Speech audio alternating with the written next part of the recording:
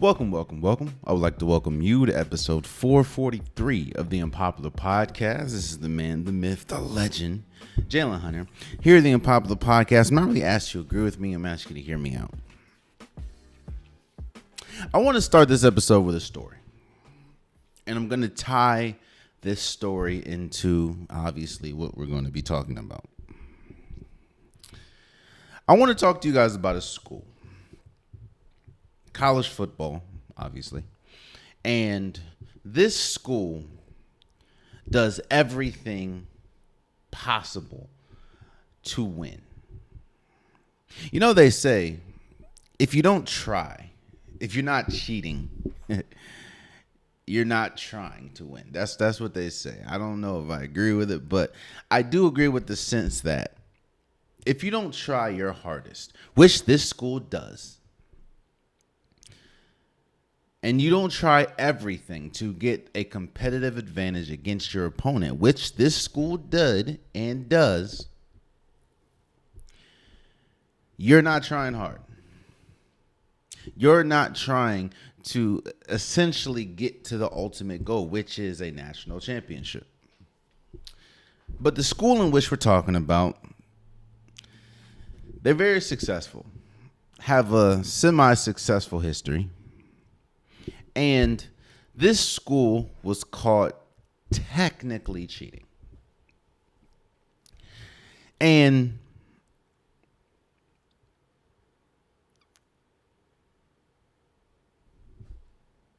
when we say cheating, obviously we're talking about sign stealing. Sign stealing is cheating in the NCAA, in college football. Every school uses signs. Every school, every opponent of said school tries their best to figure out what those signs are. Because if you know what those signs are, it gives you a competitive advantage. So the school in which we're talking about was caught sign stealing and was caught stealing hand signals from the other opponents. And while, yes, it did help, and yes, this school is an incredibly good school and had incredible success while stealing signs and stealing play calls and stuff, a lot of people are questioning the validity of their success because they actually know they're not. You know what school I'm talking about? I'm talking about the Ohio State Buckeyes. See, the story obviously is Michigan. We talked about this before, but a brief synopsis is Michigan was caught sign stealing with different opponents, and obviously it helped Michigan in the end. Now, this was not the year. This was not last year. Last year, obviously, they won the national championship. This was previous years. But Michigan was caught sign stealing, which obviously is a illegal, I guess, in NCAA. And now, obviously, with the season being over, Michigan winning a national championship, Jim Harbaugh, off to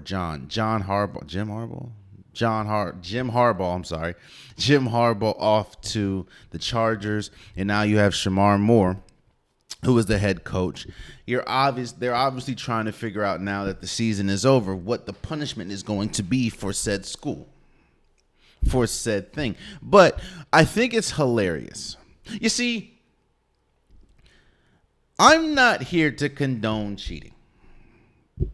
I don't.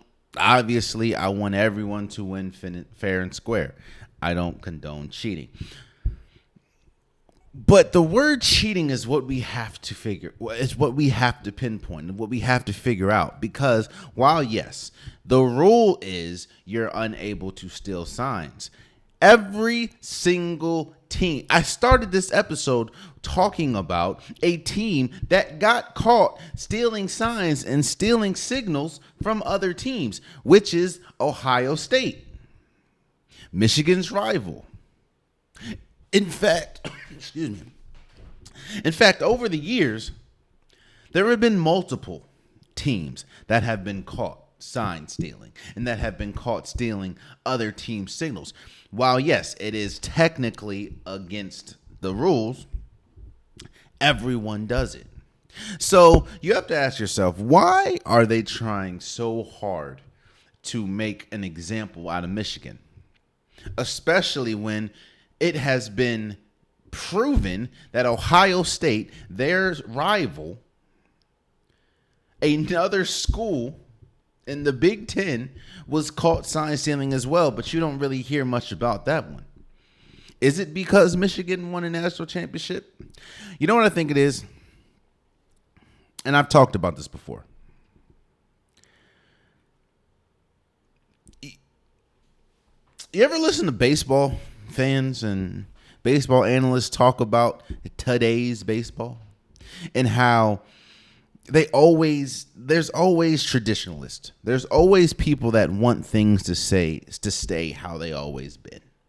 And when you hear baseball fans talk about, oh, that was Bush League, people flip a bat or run a little too slow around the bases after a home run, or, showing any type of emotion after a big play, a lot of purists hate it. A lot of purists hate to see emotion in the game because when they grew up, when they were coming up, there really wasn't much emotion. And it was just the pure game, which is cool. I'm not here saying you're wrong. But what I'm here saying is evolution happens with everything. Sports, life, it happens. And the reason why I brought in the baseball example is because there is, on a lower scale, but sort of the same, there are purists in the NCAA. And the NCAA loves to operate the way that they operate. And there's nothing wrong with that. It's been successful for years. But when you have somebody that comes in like a Jim Harbaugh and bucks at the system, like Michigan did under Jim Harbaugh's tutelage, when somebody tries to inject something that you're not really used to, there's a lot of pushback. And I think that's the example that they're trying to make out of Michigan. Like, hold on. What you did, the way that you operate, not just with the Stein Center, but the way that you operate goes against everything that we stand for. Not in a bad way. It's just, you hear about the whole good old boys league. That's kind of what it is. So we don't like how you came and did business. We don't like how you came and bucked at how everything, all the traditions that we built, Michigan went against. Think about this. Michigan did not look like any other team last year, and technically any other team under Jim Harbaugh's tutelage. And the fact of, before Jim Harbaugh got there, Michigan was trash. He got there, and they were a perennial college football playoff team. There were multiple years where you thought that they would win it. They just didn't make it past, I don't know, the four or the semifinals or anything.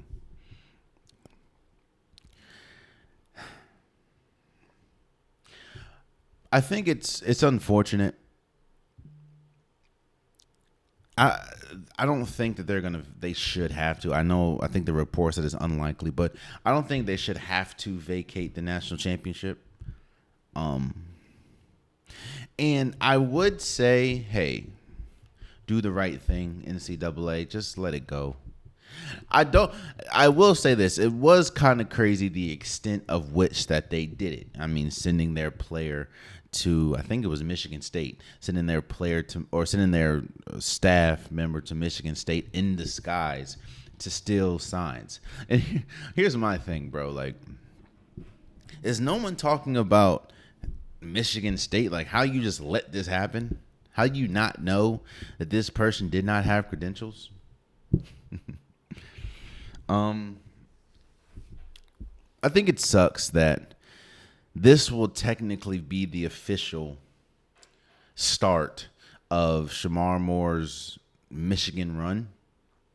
I'm not saying, I'm not throwing out racism or anything, because he was technically a part of the coaching staff that was under Jim Harbaugh that was doing this. But I am one of those people to say it's not that important. Like, think about it, man. Just a few years ago, players were not getting paid for their image and likeness, for their name, image, and likeness. They weren't getting paid.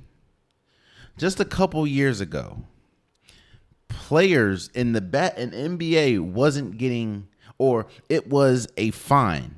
It was against the rules to do weed or to smoke weed. What I'm saying is evolution happens, bro. And while I'm not saying that you should allow cheating, what I'm saying is this really cheating if everyone does it? Like, they're going to catch a stray. I'm sorry, but it is what it is. I'm from Maryland. I'm from the DMV, Maryland, D.C. area. I stay 45 minutes from the University of Maryland, right? If the University of Maryland found a way to steal signs from Michigan or Ohio State or Penn State or something, do you think, while it does give them an advantage, do you think that Maryland is on the same level as Ohio State, Michigan, or Penn State? No. What I'm saying is this, bruh. Everyone does it. It shouldn't be such a national story, because everyone does it, and it's come out that everyone, again, it came out that Ohio State, Michigan's rival, was caught doing pretty much the same thing, just not to the lengths of which Michigan did it. And I don't hear nothing about Ohio State. So come on, bro. Let's be real here, bro. Sign stealing is not the reason why Michigan won the national championship. They won the national championship because they were the best coached team. They had the most complete roster. They played the best defense. They were the best running attack. And they had a quarterback that didn't turn the ball over that much. And it's just, like I said, for the longest, I was trying to figure out why they're making such a big deal about Michigan. And I thought, well, it's probably because they won a national championship and they're going to try to tie the national championship to the sign stealing. No. It's because they didn't like Michigan. And I'm not saying it's like Michigan against the world. What I'm saying is Michigan, throughout Jim Harbaugh's tenure there, zigged when everybody zagged. And when zigging, when everyone zags, ultimately results in success, and you're pretty much saying that everything that y'all been doing, this whole uniformal way that y'all been going about it, yeah, no, I'm going to do this. Every chance they get, someone is going to try to they want to put them back in their place, quote unquote. And I think that's what's happening. And it's not that big of a deal, bro. Now, I know there's people who are going to say, I don't think Michigan is good enough to win a national championship next year. Even with the whole 12-team playoffs, I think they're probably good enough to make a playoff. But I don't think they're good enough to win a national championship. But I know there's going to be a bunch of people saying, hey, well, you see what happens when Jim Harbaugh leaves. You see what happens when you're not stealing signs. You're not going to. No. they're not going to be as good as because all of their top players, pretty much seniors, last year that won a national championship, and most of them, if not all of them, were drafted. So it's not that big of a deal, bro. It's not. But hey, we'll see what happens. Speaking of not a big deal, let's jump over to the Olympics. I've never seen, in my 30 years of life, I've never seen a country. Let me say this. Let me first give this caveat. The Olympics is probably the only time where I see uniformity in the United States. Obviously, you have a plethora of issues when we talk about the United States and how things are run. You can talk political, you can talk about economically, you can talk about racial. There's just a plethora of issues that merit and that cover the United States daily, hourly. But one thing that is true, one thing that I can honestly say is that it does seem like when the Olympics come, that is probably the only time where you see uniformity on a large scale. Like people that are racist, people that are poor, people that are rich, most of them are tuning in and watching the Olympics. Most of them have the same sentiment of they want the United States to dominate in the Olympics, or whatever country they support, they want them to dominate in the Olympics. This is probably the one time where there's still racism everywhere, don't get me wrong. And I'm not here saying that the Olympics stops racism. But what I'm saying is it just seems like there is a uniformal, collective feeling of support with the United States and with the Olympics. I say all that to say, I have never seen a country. Now, obviously, it's not everyone, but I've never seen a country go against their own player more than Noah Lyles. Now, we all know that most of this stemmed from Noah. Actually, I think all of this stemmed from Noah Lyles' comments on basketball, on the NBA, and how when you win an NBA championship, it says world champion. And of course, he had the famous champions of what, and at the moment, I think I said it here, at the moment, I understand where he's coming from. This is a person that his whole job is to go against other people in other countries. So I would understand someone, that's not in the NBA or not playing a professional sport like that, to question, what do you mean when most of your job is on Olympic or world scale? But his comments set ablaze, you know what I'm saying, to the NBA world, to the sports world. If you really want to know how big and how important the NBA and basketball is to the United States, that should show you right there. Those comments, bro, people, I've never seen a person that's representing this country, the country that they're representing, wants to see him fall more than ever. And you even saw it in the heats. So for the Olympics, obviously you have, I don't know how many heats, which is pretty much like a pre-run or whatever, like a pre-game or a preseason until the main event.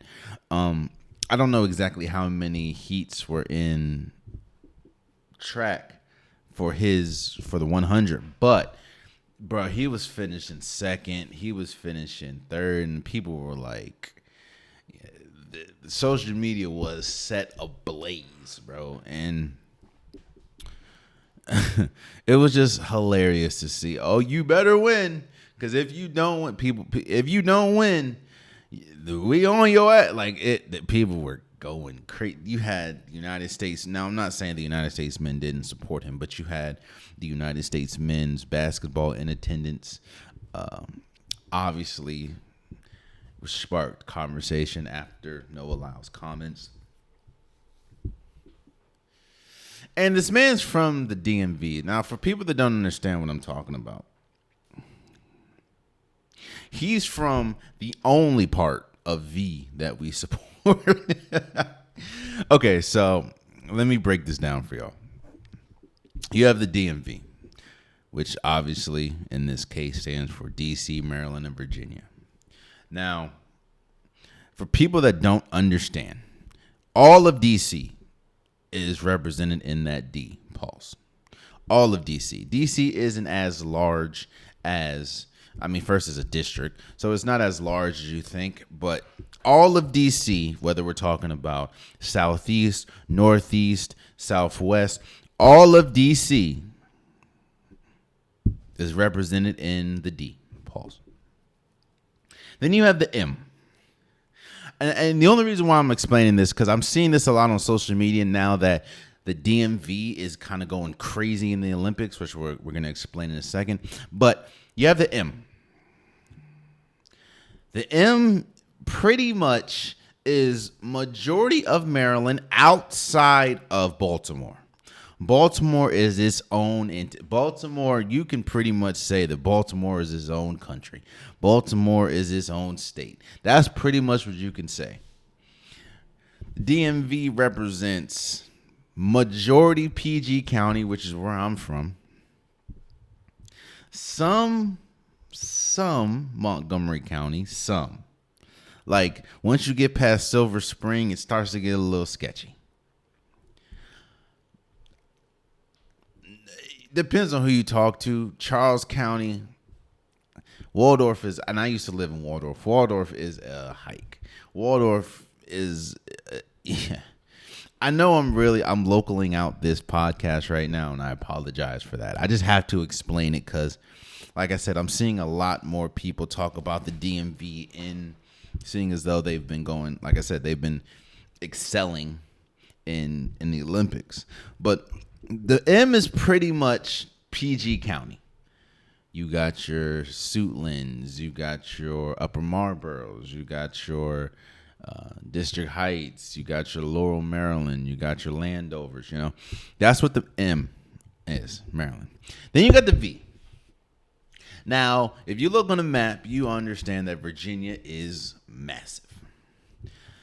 The only part is Alexandria, Virginia, and some people would say Arlington. You could. So let's just say Alexandria and Arlington are pretty much the only representations of V for Virginia. I say all that to say Noah Lyles is from Alexandria, Virginia, home of the Hoffman. People that don't know what the Hoffman is a very famous movie theater that is in Alexandria, Virginia. In fact, that's pretty much the only thing that's in Alexandria, Virginia, outside of like water and it's sort of a richer neighborhood, or a richer area.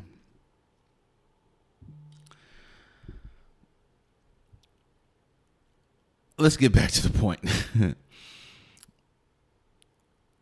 There were so many people that were preying on the downfall of Noah Lyles. And it's so funny when, first of all, let's shout out Noah Lyles for winning the 100-meter race. For people that don't know, I'm not a big track and field junkie. I've never done track and field. But I do know that when we're talking about who the fastest man, fastest woman in the world is, usually people look at the 100-meter. Usain Bolt made a living off of dominating the 100 meter, which is why a lot of the times when they talk about who's the fastest man in the world, the fastest man ever, they talk about Usain Bolt because he dominated the 100 meter. The 100 meter is just 100 meters of pure speed.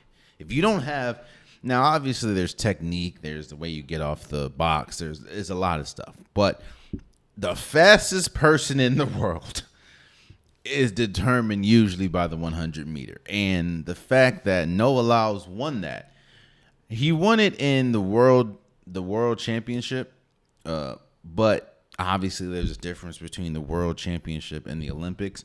The Olympics is in my opinion, is the granddaddy of the stage of all stages.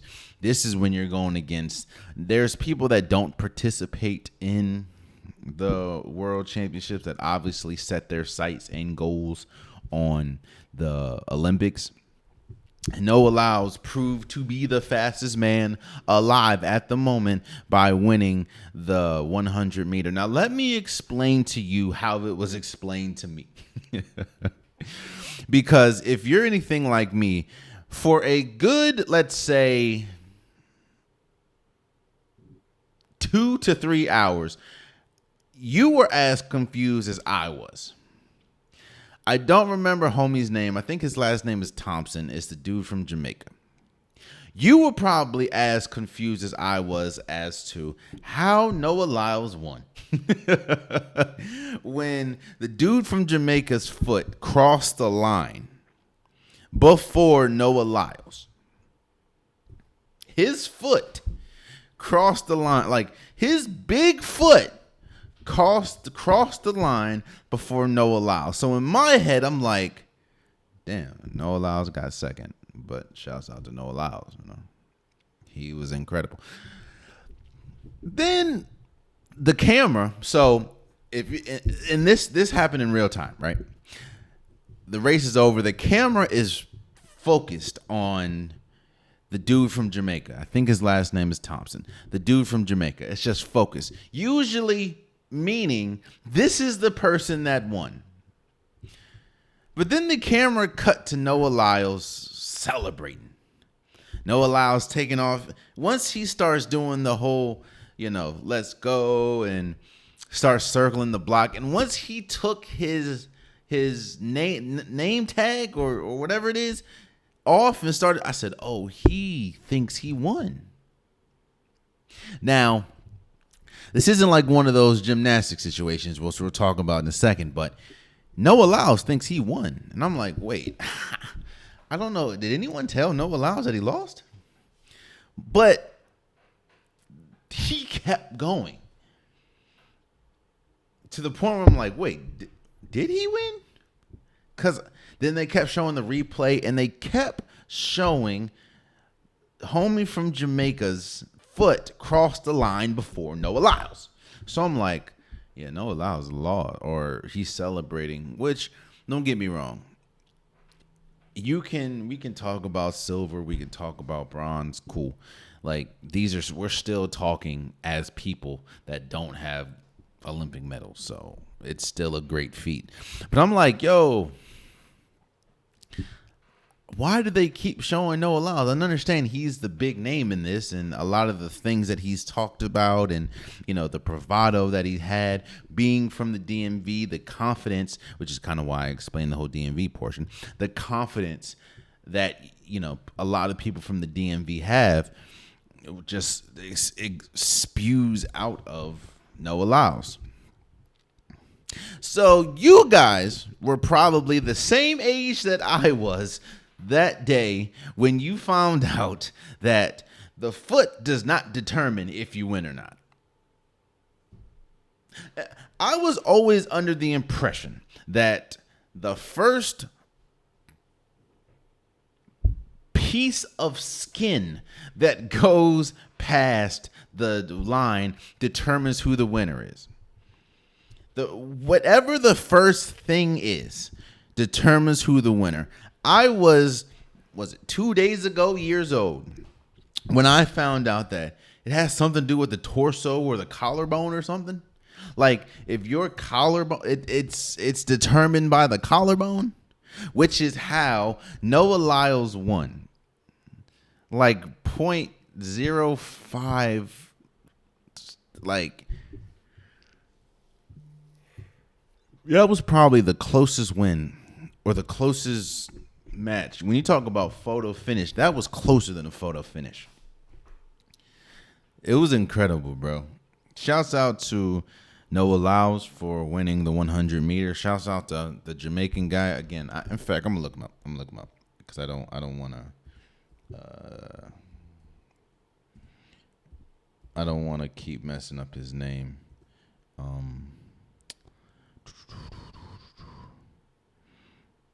I don't want to keep messing up his name. Homie's name, please. Thank you for bearing with me. I think his last name's Thompson, bro. 100 meter results.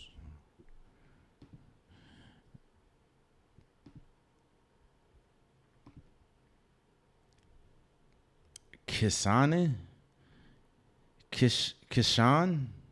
I know I said your first name wrong, bro. I apologize, but Kishan, I'm gonna say Thompson, and the other dude from the United States,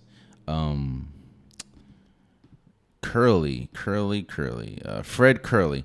Shouts out to all of them for obviously winning all gold, silver, and bronze. And I think it was hilarious, man. You see a bunch of people on social media saying, boy, if you would have lost, if no one else would have lost, I had the drafts ready. It's just hilarious, man. Like how somebody's personal comments and personal feelings about something, that really just shows you how, when you have a large platform, how important it is to, or how large it can be. And obviously someone like Noah Lyles, who is representing the United States, is big, bro. But shouts out to him, officially pretty much cementing himself as the fastest man in the world. I think the first American in, I don't know how many years, I think it's almost over a decade, that has won the 100 meter in the Olympics. And Noah Lyles can become the first person since, a first American, I think, in a while to win the both 100 and 200. So shouts out to him, bro. It's just crazy how everyone wanted to see this man fail and he didn't. Shouts out to him, bro. Speaking of shouts out and speaking of overcoming things,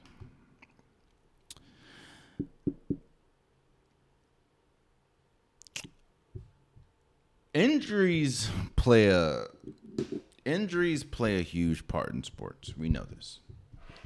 Every single sport, injuries can and essentially do play a part. Not everyone obviously gets injured, but injuries shape sports. And for some people, it shapes their legacy. It shapes the whole outcome of the league. For instance, I'll give you an example. I don't know if things would have been the same or not, but what happens if Kyrie Irving and Kevin Love don't get hurt in 2015? Do you think Golden State still win the championship? I don't know. What happens if Joe Burrow doesn't get hurt?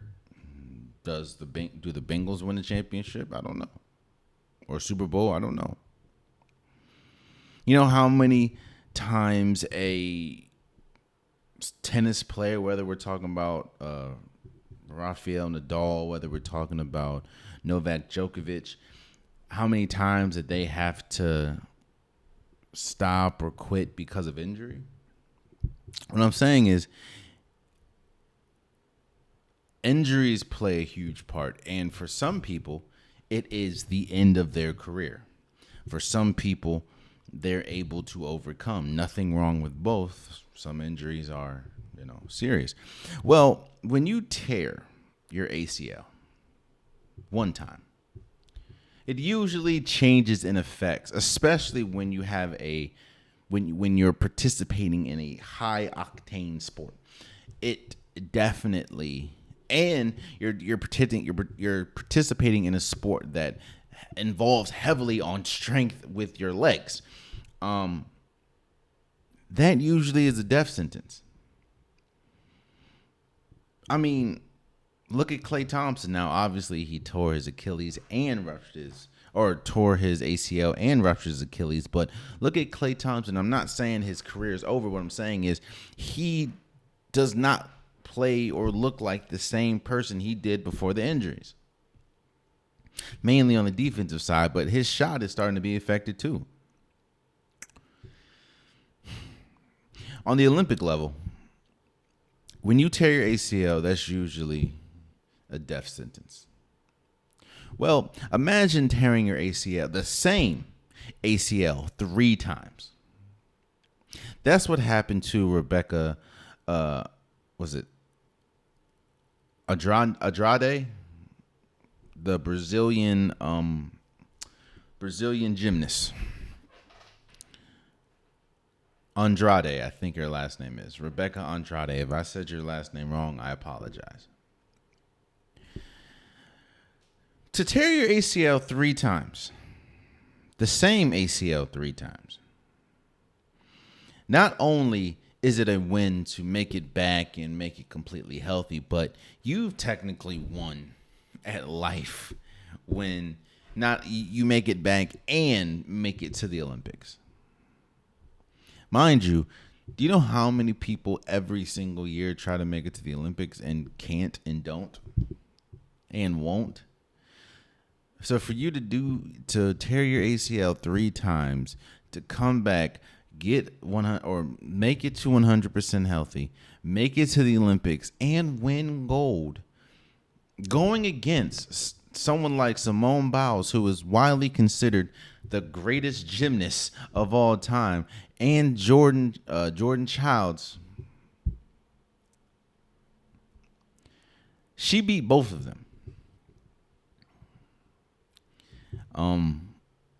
This is just me saying congratulations and good job. Obviously, as I look through this, man, I know that there's things that I will never be able to do. I will never be able to be as great, even a fraction of how great, Rebeca Andrade or Simone Biles is in gymnastics. Not even a slight fraction. This is shouts out to them, man. Shouts out to Suni Lee. She was on her deathbed, bro. And not only did she come back, I think she won 6 Olympic medals.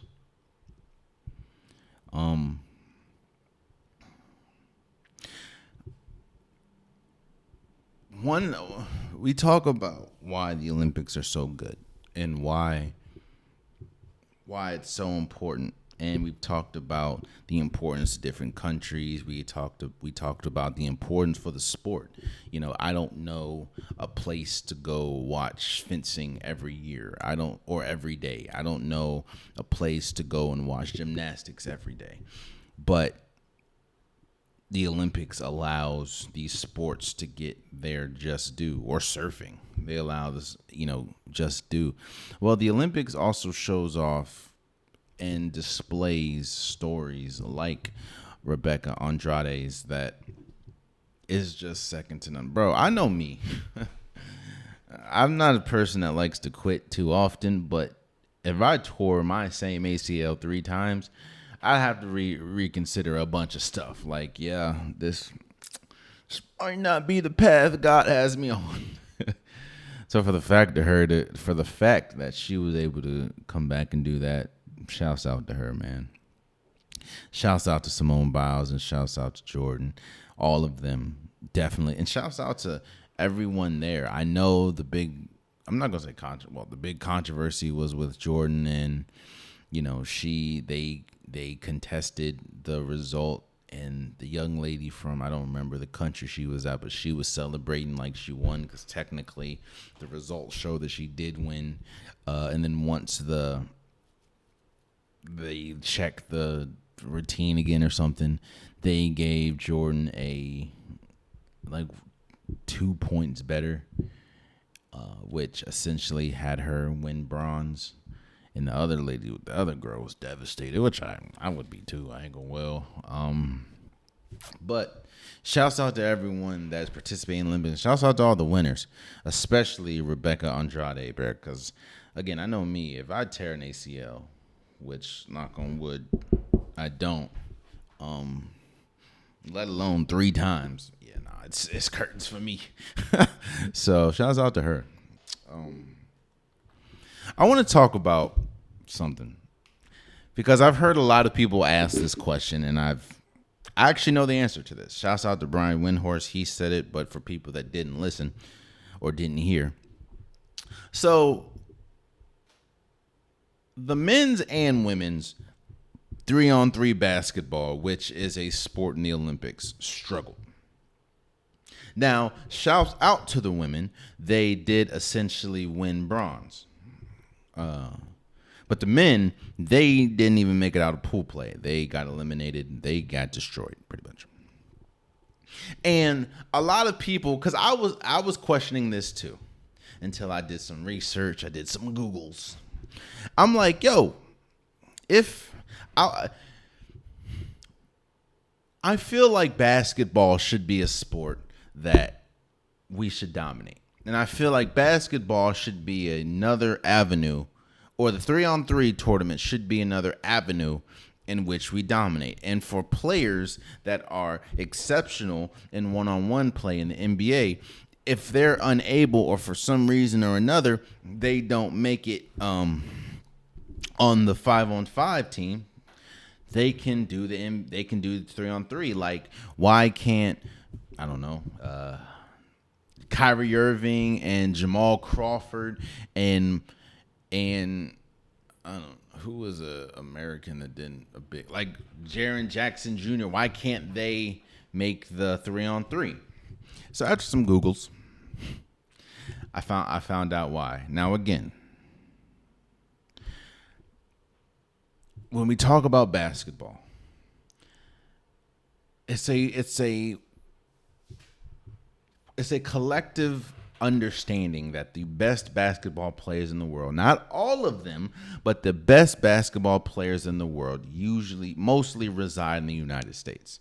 Now, yes, there are some teams like Team Canada that's great. There are some players like Giannis, Nikola Jokic. We get those. But when we talk about which country has the best basketball, 9.9 times out of 10, people are going to say the United States. Just like FIBA knows this, just like the Olympics knows this, as we see with the men's 5-on-5 and you know the fanfare that LeBron and Steph and all them are getting. They know this with 3-on-3. And little did I know, there are countries that don't have the capability of putting together a 5-man team. They don't have the capabilities of putting a Team USA or a Team Australia, Team Canada. They don't have the ability to put that together. So what the 3-on-3 aspect of the Olympics isn't mainly for dominance, it's for inclusion. And what I mean by that is for the teams that cannot or aren't well enough to put together a 5-on-5 roster, that is what Team US or the 3-on-3 is. That allows them to at least they don't want one team to dominate, because I think if you put Kyrie Irving on this team, if you put Michael Beasley, which I hear a lot of people talk about, if you put Jamal Crawford, we're dominating. There is nobody in this world that can stay in front of Kyrie Irving on a 3-on-3 blacktop like tournament. So the 3-on-3 isn't now. Yes, technically, Kyrie Irving and all of them can. But the way that they have the rules, and this is such a commitment. Like, there are more rules, and it's a lot harder to get on a 3-on-3 team than it is to get on the Team USA 5-on-5 man roster. There's a lot more rules and a lot more stipulations, which is why you see Jimmer Fredette was the face of the men's side. And for the women, I think it was Haley Van Leith, or I think I said her name right. I don't know. So while I would love to dominate, 3-on-3 isn't about dominating. It's about inclusion. It's about, hey, we know that this country really isn't able to put a 5-on-5 team together, but you could put a 3-on-3, and that's why you saw what you saw, and that's why you saw. I mean, I think it was Jim Boeheim's son was on this team, and obviously, Jimmer Fredette, who was injured, and there was another dude, I don't remember. And on the women's side, I know Cameron Brink was supposed to be on this team, and I think that definitely would have helped. But you had Darica Hamby, you had Ryan Howard, you had Haley Van Lith, and you had that other young lady, I don't remember her name, but she's like the center. Shouts out to them. Shouts out to them. And for the men's, do better, bro. Like, I understand it's incredibly difficult to get onto the 3-on-3 team because they just don't want you to bring a power squad. They want you to bring a squad that's going to be obviously competitive, but they don't want you to bring a squad that when you look, you're not going to lose.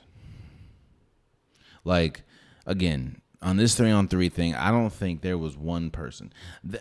Every country, there's not one person that you can confidently say is going to stay in front of Kyrie Irving. This is not going to happen. It's not going to happen.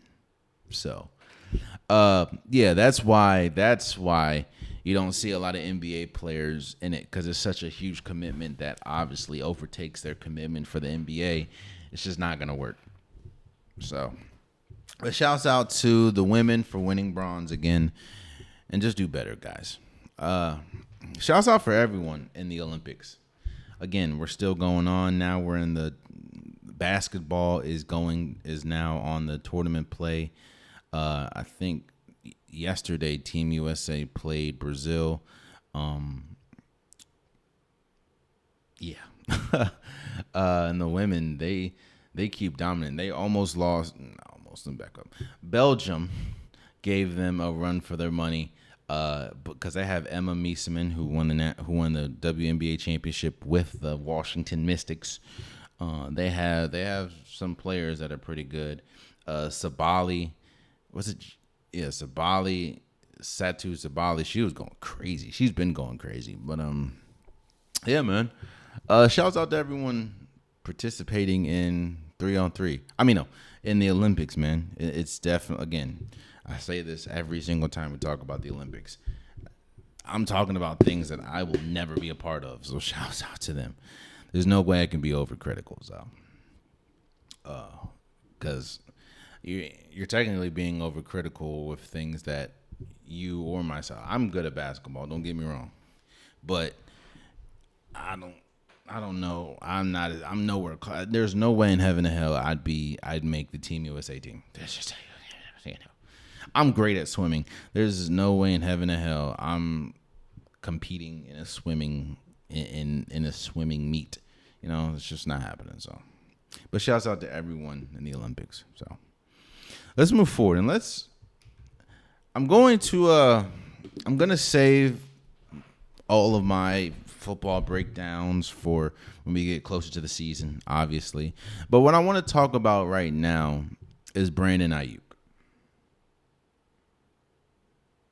And a lot of reports are coming out saying that he either A, doesn't have trade value, or B, his asking price is too high, or their asking price, which is the San Francisco 49ers, is too high. You hear a lot about teams like the Washington Commanders and the Pittsburgh Steelers backing out, you know.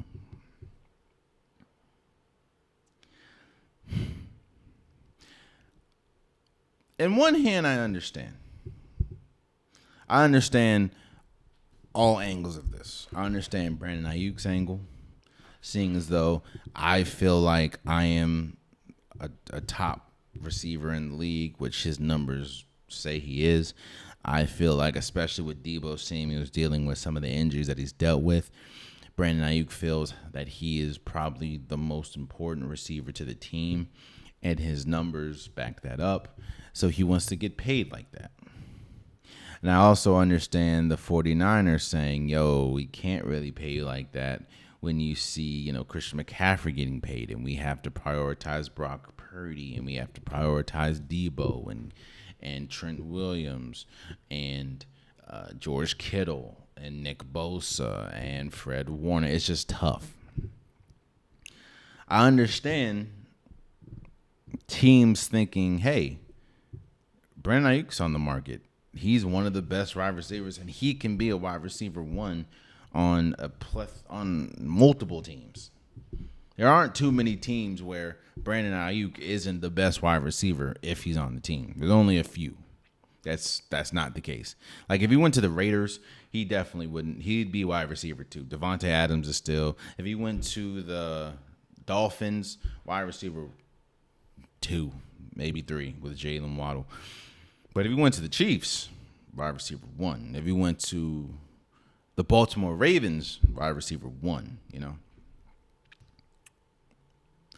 But this, I understand all parts. Don't get me wrong. But this is what players fight for. This is what Lamar Jackson was fighting for in a certain aspect. This is what someone like Trent Williams right now, who's holding out as well for the 49ers, is fighting for. You want... It's interesting that it's crazy how we look at team sports and how we dissect and talk about team sports, right? At your job, whoever's listening to this, watching this, appreciate you guys. Please like, follow, subscribe. At your job, especially when you understand how vital you are to your company, you would hope to get the most money possible, the most money that they're able to give you. You would hope and honestly be foolish not to ask for it. Well, football, basketball, team sports is the only time where that is shunned upon, It's frowned upon to ask what you feel you're worth, what your production says that you're worth. Now, no, I don't know what Brandon Aiyuk is asking for. I don't know what he thinks he's worth, but obviously what he thinks he's worth and what he's asking for is not in alignment of what the 49ers are willing to pay him. And I just think it's crazy because once I heard, the Commanders back out and there's not a deal on the table for the Steelers, it kind of gave me Lamar Jackson, like it gave me flashbacks of Lamar Jackson and how he was on the market and there were so many teams that could have got him. But they were like, nah, we don't want Lamar, nah. The Washington Commanders said they felt confident what they had in the building. Do you know what they had in the building? Bro, they had Sam Howell in the building. And Lamar Jackson was available, and they were just like, nah, we good, Slim. And what's even funnier about that is Sam Howell's not even on the team anymore. Yeah. But I hope and I know that at the end of the day he's gonna end. No. At the end of the day, Brandon Aiyuk, I hope he gets what he feels he deserves. And he will get what he feels he deserves, hopefully. So but I just think it's crazy how now you're talking about his stock plummeting and this, that, and third. Like, what? Brandon Aiyuk, it's kind of the same issue with T. Higgins, bro. Like, T. Higgins would be a number one receiver. Just because you're playing alongside Jamar Chase who is essentially better than T. Higgins, that's the only reason why we're calling you a wide receiver too. Just because you play behind Deebo Samuels and the way that they use Deebo Samuels is the only reason why we're calling Brandon Aiyuk a wide receiver too. Brandon Aiyuk, any other place would be a wide receiver one. So I hope he gets what he feels he deserves. But I also think it's crazy how it seems day after day his trade value continues to plummet, even though there are teams like the Chargers that their number one receiver in Quentin Johnston is continuously dropping passes, not just last year, but we're seeing him in training camp struggle with dropping passes. You don't think the Chargers could use? No, I don't know if they'll do it. And you know, but you don't think the Chargers could use a wide receiver like Brandon Aiyuk? You hear about Jaden Daniels, and now you hear the Commanders are not in it. But you don't think the Commanders could use another wide receiver outside of Terry McLaurin? We'll see. Let's move forward. I do want to shout out Tyreek Hill for being ranked the number one player in NFL. This award was obviously an award that was bestowed by his peers. His peers ranked him the number one player. Now, I don't know exactly how this award is handed out outside of the fact that obviously it is your peers do it, but is it for the regular season? Is it for the season as a whole? I don't know, because I think the top four names was Tyreek Hill at number one, Lamar Jackson at number two, number three, I believe, was Christian McCaffrey, and number four was Patrick Mahomes. Now, I don't know anybody that looks at the NFL and doesn't think that Patrick Mahomes, I don't know who doesn't think Patrick Mahomes is the best player in football. Bro, he's coming. The Kansas City Chiefs are coming off of their second straight championship. Patrick Mahomes won a championship with a team that led the league in drop passes. One of their top receivers, instead of being in the game, was on IG Live telling the world how bad of an organization the Chiefs are as they're winning the Super Bowl.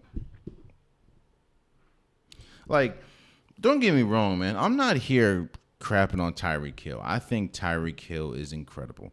Tyreek Hill was just this close to 2,000 yards for a wide receiver. I think if he didn't get hurt, he definitely would have got that. But you can even argue if he's a top wide receiver, because a lot of people are, and I may be on that side. There's a lot of people that would say Justin Jefferson is the number one receiver in the league. So I'm not here crapping on Tyreek Hill, bro. I'm just saying, congratulations and shouts out. I just don't know how people and I know it's not just a wide quarterback thing, because there's been a couple years where I think Aaron Donald won the number one player of the year. I mean, number one player ranked, and I don't think anybody would argue that. But I don't know, man. I just, especially maybe if we're talking about regular season, I get it. But then again, if we're talking about regular season, why not give it to the MVP, which is Lamar Jackson? I don't know. But shouts out to Tyreek Hill. I know this was a career-long goal, which he obviously said that.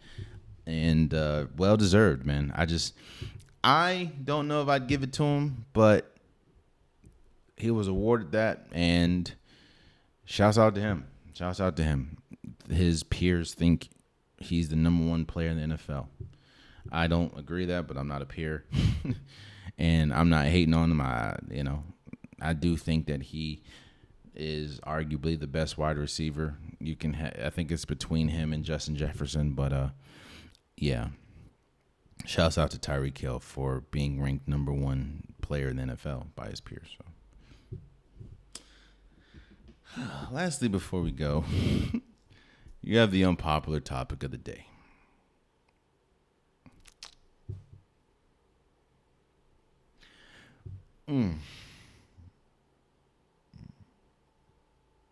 This unpopular topic of the day is going to get a tad bit personal. While no, this isn't my team. I understand how it is, the difficulties of being a fan of a team that isn't necessarily good. As someone that's been a fan of the Wizards his entire life. In fact, as a person that is a fan of the Washington sports teams. Now, you can exclude the Washington Mystics because they won a championship in 2019. You can exclude the Capitals because they won in, I think, either 2018 or 19. And you can exclude the Nationals because they won in, I think, 2018 or 19. So out of those three, I've still been a fan of the Washington Wizards, the Washington Commanders now, hell, even DC United. So I know about pain. I know about losing seasons. I know about having great players that don't necessarily amount to winning. I know about that. Now, I don't know how it feels to lose 21 straight games, but I do know what it's like going into a game and having absolutely no faith that your team is going to win. Or going into a season having absolutely the utmost understanding that your team is not going to be one of the teams that vie for a national championship, for a World Series, for a Super Bowl, for an NBA championship. I can't say national championship because North Carolina, Tar Heel Nation, baby. But for the unpopular topic of the day, we're acknowledging the White Sox for losing an AL record, 21 straight games. Now, the Detroit Pistons went on a very long losing streak this year as well. This seems like the year of the streaks. It's just not in the best way. I feel bad for Chicago White Sox fans, man. Again, I don't know how it feels to have their team lose 21 straight games, but I do know how it feels to be a fan of a losing squad, losing organization, and it is not fun. You know, I think being a fan of an organization or being fans of players is the only way that losing team fans cope. Like, yes, I can say that I'm a Wizards fan, but I also any single time you talk to somebody that's a fan of a losing squad, ask them what their favorite team is and listen how they explain it.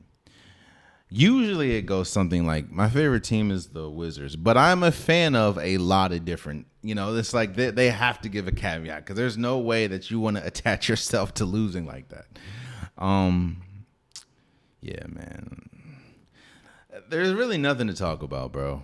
I'm just acknowledging that the White Sox have lost 21 straight games, which they're itching ever so closer to what is the record for most losses in the MLB history? Most losses in a row. Oh man. They're 2 away.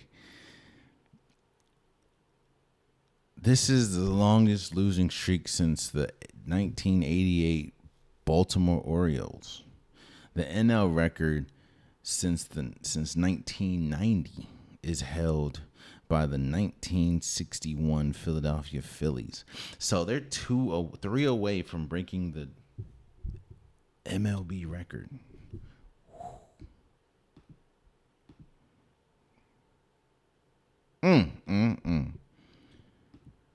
They're 2 away from breaking the Phillies' 1961 record. No, they're 2 away from tying the Phillies' 1961 record. 3 away from. Wow. I'm sorry. Damn. Yeah, there ain't no analysis. There ain't nothing to break down. They suck. Yikes. And there you have it, man. That's been today's episode of the Unpopular Podcast. I truly, truly, truly appreciate you guys. If you want an Unpopular Podcast shirt, hoodie, sweater, long sleeve joggers, the link in the description below. Add multiple different colors, multiple different designs. Get your Unpopular Podcast merch today. Also, please subscribe to the YouTube channel. I'm trying to get as many subscribers as possible. I appreciate everyone that continues to support. I appreciate everyone that continues to follow. If you do like the content, if you're still here at this point and you haven't subscribed or followed, I don't know what to tell you. But if you do like the content, tell a friend to tell a friend to tell a friend to subscribe. It means a lot. Also, I understand that there are some people that only watch on YouTube. There's some people that only listen on DSPs. So for my DSP listeners, whether that's Apple Podcasts, Spotify, SoundCloud, wherever you listen to the Unpopular Podcast, please follow, please subscribe. It definitely means a lot. I appreciate all you guys. No platform is more important or bigger than the other. All of you guys are appreciated. So please, please, please follow. Also, follow the socials. Subscribe to the socials. I post pretty much daily. I did take a few days off because life just got a little hectic, but I'm back with the posts, back with the reels, back with the shorts. A lot of the shorts that you see on YouTube, I have to cut them down. They're longer. If you want to go see the full reel, go to Instagram, go to TikTok. Obviously, all the links are in the description below. But yeah, follow the socials. That's if you want to debate with me, if you keep it respectful. I don't mind going back and forth. It just means you're listening to me and you're passionate about how you feel. So, yeah, just let me know. I appreciate you guys. Just follow. And until next time, much love.